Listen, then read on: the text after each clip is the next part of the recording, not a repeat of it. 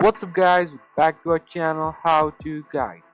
Today, this video, I'm going to show you guys how to show emotes on Twitch. So what you're going to be doing is just go to a Twitch home screen and then just go to any of the streams. So let me just select one over here. Remember guys that you have to be the follower of that streamer to send a chat. So over here on my right hand side, I'm having a stream chat. So over there, just send a message. So to show emotes, what you have to do is just type the my colon and then name of an emote. So let me just type one emote, AAPPA, and then press enter. Then again press enter, and you can see guys it is shown over here. So that's how you do it guys.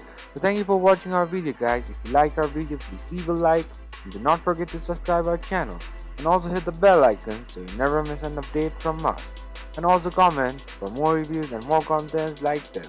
I'll see you guys again in our next video. Till then, stay safe guys. Thank you for watching.